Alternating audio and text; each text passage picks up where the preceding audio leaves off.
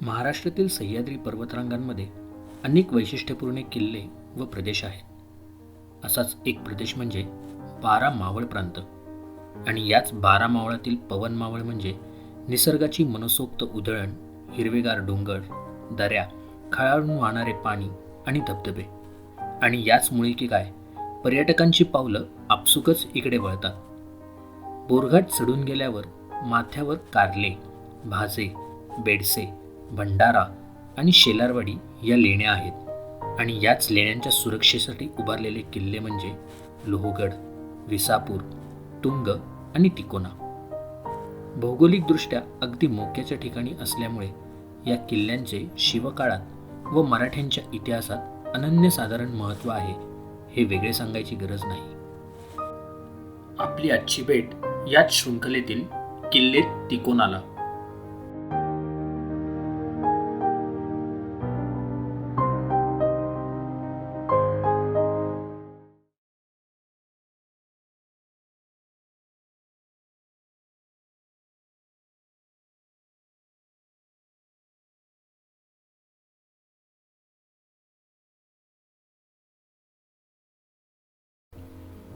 अगदी प्राथमिक अंदाज लावला तर या किल्ल्याचा आकार त्रिकोणी असल्यामुळे बहुधा याला तिकोना या नावाने ओळखले जात असावे.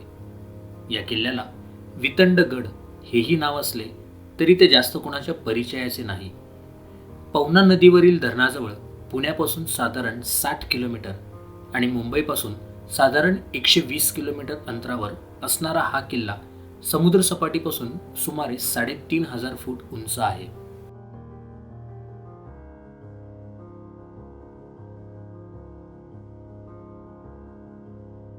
किल्ल्यावर जाणारी मुख्य वाट ही तिकोना पेठ या गावातून जाते.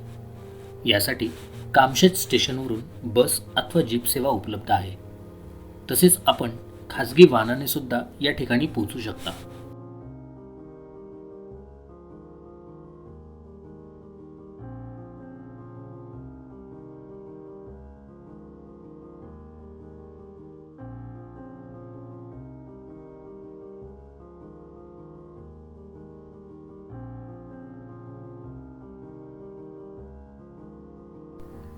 मातीच्या याच वाटेने चालायला सुरुवात केल्यानंतर काही वेळातच पायऱ्यांची वाट सुरू झाली.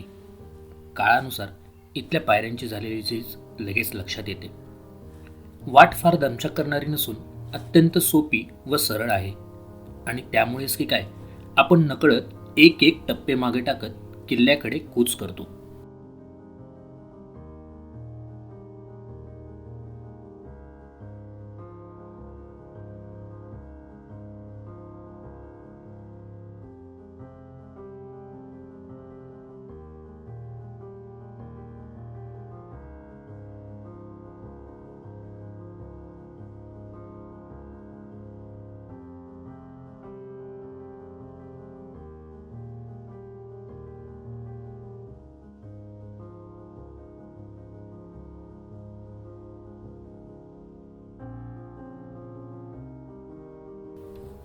थोड्या चढाईनंतर आपण गडाच्या पहिल्या पालथा दरवाजातून माचीवर प्रवेश करतो.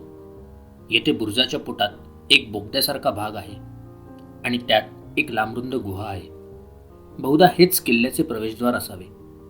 येथूनच पुढे किल्ल्याचा राजमार्ग चालू होतो.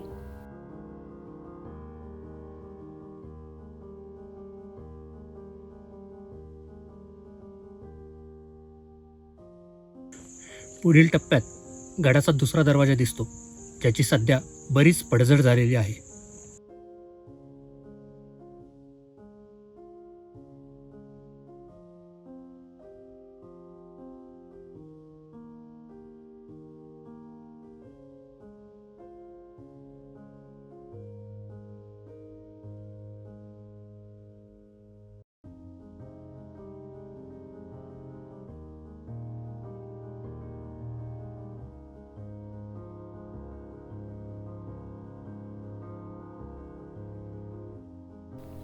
याच दरवाजातून थोडे पुढे चालत आल्यावर आपल्याला डाव्या बाजूला एका भल्या मोठ्या शिळेत कोरलेलं विजयी मुद्रेतील मारुतीचे शिल्प नजरेस पडते.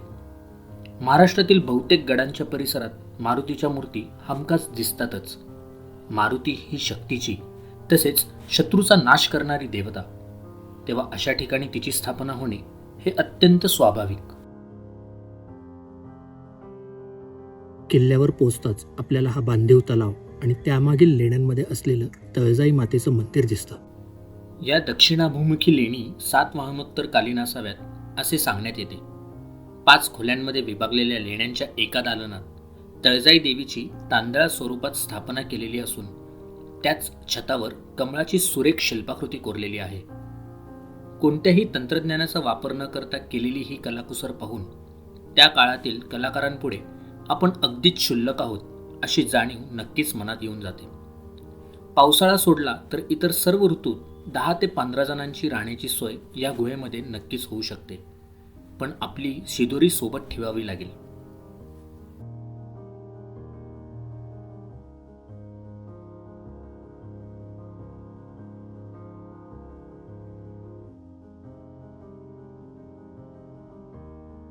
पुढे आल्यावर पूर्वी चुनखडे फोडण्यासाठी वापरण्यात येणारा चुन्याचा घाणा आणि काही अवशेष नजरेस पडतात.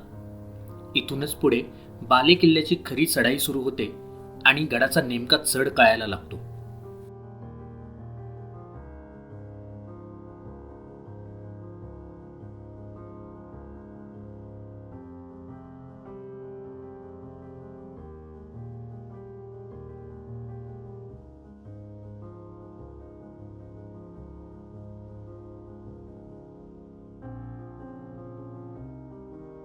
बालेकिल्ल्याच्या पायऱ्या उंच आणि अतिशय खड्या स्वरूपाच्या आहेत, त्यामुळे चढताना दमछाक नक्कीच होते.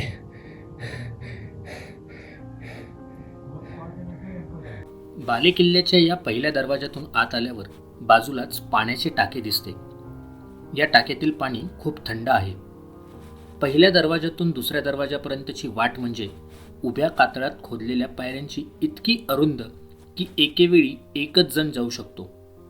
दोन्ही बाजूला खडकांच्या उंच नैसर्गिक भिंती.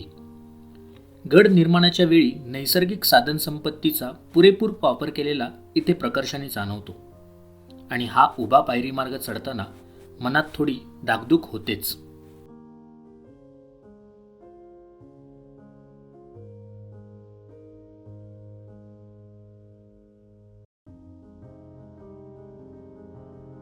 बाले किल्ल्याचा दुसरा दरवाजा हा अधिक प्रशस्त आणि आखीव रेखीव आहे आणि याच दरवाजासमोर अर्धवर्तुळाकार बुरुज बांधून तो अधिक सुरक्षित केला आहे. हीच तटबंदी आणि ढाल बुरुजाच्या बांधकामामुळे किल्ले तिकोनाचा बाले किल्ला अधिक भक्कम भासतो.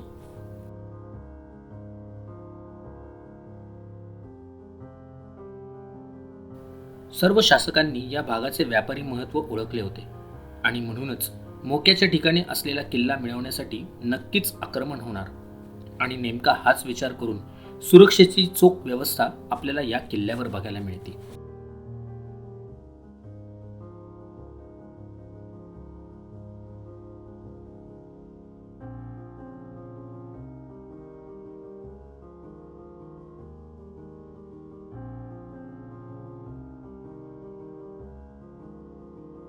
गडाच्या तिसऱ्या दरवाजातून आत आल्यावर आपण बाले किल्ल्यात प्रवेश करतो आणि आत येताच आपल्याला एक मोकळे पटांगण आणि बुरुज दिसतात.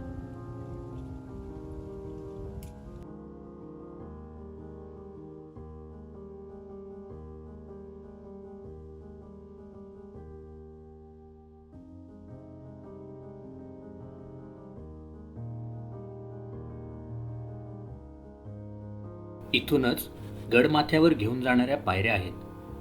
मोजकीच जागा असलेल्या माथ्यावर महादेवाचे छोटेखानी मंदिर दिसते. इथल्या शिवलिंगाचं वैशिष्ट्य म्हणजे ते पूर्ण शाळीग्रामच आहे. हे मंदिर खोदीव पाण्याच्या टाकीवर उभे आहे. मंदिरासमोर उघड्यावरच नंदी असून मंदिराच्या आजूबाजूला पाण्याचा हौद, 2 तळी, धान्य कोठारं यांसारखे बरेच उद्ध्वस्त अवशेष आढळतात. बाले किल्ल्याच्या माथ्यावरून बरेच डोंगर नजरेस पडतात. यात लोहगड विसापूर ही जोडगोळी, कोरीगड, भातराशी, मोरसे, जांभोळीचा डोंगर यांचा तर समावेश आहेच.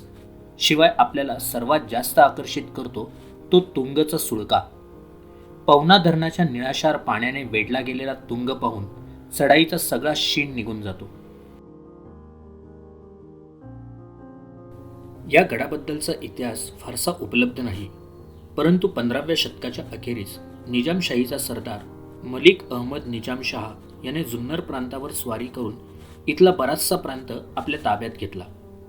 त्यानंतर त्याने लोहगड काबीज करून आपला मोर्चा तुंग व तिकोना गडांकडे वळवला. सन 1585च्या सुमारास त्याने हा किल्ला जिंकला आणि किल्ला निजामशाहीत सामील झाला. त्यानंतर छत्रपती शिवाजी महाराजांनी 1657मध्ये जुन्या निजामाकडून कोकणातील माहुली तसेच लोहगड, विसापूर, सोनगड, तळा व कर्नाळा या किल्ल्यांसोबत हा किल्ला देखील आपल्या स्वराज्यात सामील करून घेतला व सर्व निजामशाही शिवरायांच्या हाताखाली आले. या किल्ल्याचा उपयोग संपूर्ण पवन मावळावर देखरेख ठेवण्यासाठी होत असे. सन 1660 साली या भागाच्या सुरक्षेसाठी नेताजी पालकर यांची नियुक्ती इथे झाली. परंतु 12 जून 1665च्या पुरंदर तहानुसार 18 जूनला कुबात खानाने हलाल खान व इतर सरदारांसोबत या किल्ल्याचा ताबा घेतला. इसवी सन 1682च्या ऑगस्ट महिन्यात छत्रपती संभाजी महाराज व अकबर यांची वाटाघाटीची पहिली भेट याच किल्ले तिकोनावर झाली. या भेटीनंतर अकबर किल्ले तिकोनावर राहण्यास आला, मात्र येथील हवामान न मानवल्यामुळे त्याला जैतापूर येथे धाडण्यात आले. नंतर इसवी सन 1818मध्ये किल्ल्यावर छोट्याफार प्रमाणात लढाई झाली. यात किल्ल्याचे बऱ्याच प्रमाणावर नुकसान झाले आणि किल्ला अखेरीस इंग्रजांच्या ताब्यात गेला. बाले किल्ल्याचा घेर कमी असला तरी किल्ला आजही सुस्थितीत आहे. 3 टप्प्यात सर होणाऱ्या या गडावर पाहण्यासाठी जास्त काही नसले तरी गडावर प्रेम करणाऱ्यांसाठी व दगडात इतिहास शोधणाऱ्यांसाठी हा किल्ला नक्कीच पर्वणी ठरतो. नयनरम्य असा हा मावळ प्रांताचा परिसर पावसाळ्यात आणखीनच खुलून दिसतो. पण असे असले तरी आत्ता उघड्या डोळ्यांनी दिसणारा निसर्ग मनात साठवून आम्ही परतीचा प्रवास सुरू केला.